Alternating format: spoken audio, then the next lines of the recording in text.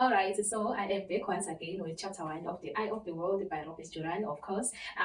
And welcome to my YouTube channel. So the chapter is basically called An Empty Road, and it's actually the very first time that we step into the world of the Wheel of Time. And instead of being exposed into these magical explosions, those battles, the order was just basically like, you know what, I'm just gonna start you guys silence, unease, and the feeling that destiny is already in motion. Because honestly, when I read the chapter, I was so bored because the chapter is not action focused. It's also not explaining everything, like it's actually throwing us hints here and there. You actually have to figure it out you yourself whilst reading the chapter, even though you will get lost while reading it. Because now, when I was reading, I was so like, you know what is actually happening here? Because like I don't understand where the story was actually going, but it's actually kind of like slowly building into attention. But here's what is actually happening if you pay attention. So the chapter is actually opening up with Rand and his dad, who is Tim.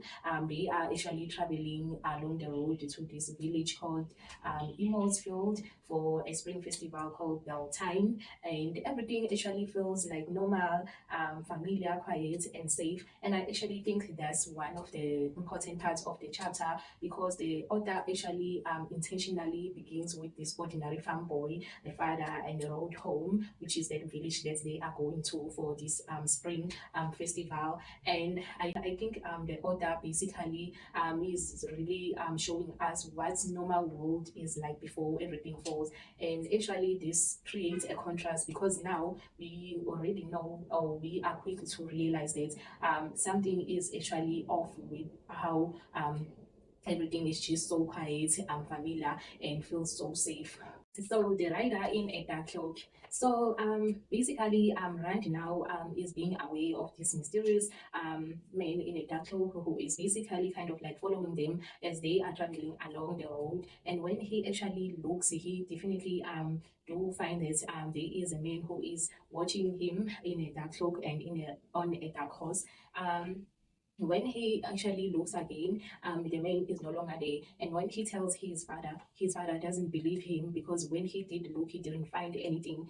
Now he doesn't believe what he is saying. And I think that is actually one of the most effective moments of the chapter, because there's no confrontation, no explanation, but just fear. And this rider basically now represent a shift from safety to danger, because now it kind of like raises this one massive question: why is Rand being watched by this man in a dark cloak? Okay, otherwise, what actually stood out for me on this chapter was how Mir actually suggests rather than explaining much. Because if you actually pay attention when you are reading the chapter, yes, it's boring when you are reading it, but they are actually things that are important for you to identify as you read the chapter. Because when I was reading it, I actually identified like I think three themes that were important for the chapter. So the first one was fate versus free will. So on this one, what actually stood out for me was that Rand is just this ordinary character. He is not doing anything special for him to be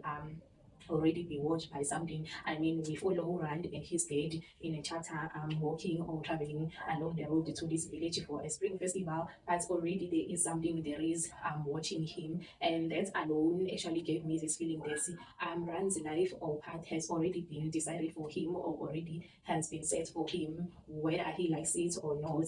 Hence fate versus free will. And then the second one is the illusion of safety. On this one, the chapter is named An Empty Road. Everything, I mean, like feels so safe, quiet, calm, and normal. But that actually not the case. That's not the reality of it. That road is actually not safe. Danger doesn't announce itself loudly. It exists, but it's just quiet in the background. And I actually think that what makes this chapter to have this effective opening based on the title of the chapter, which is An Empty Road, to just give us this illusion of safety. There's the road is safety, but it actually not safety. And then there's that one, which is the secret and hidden past. So on this one we have Tem. Tem is Rand's dad.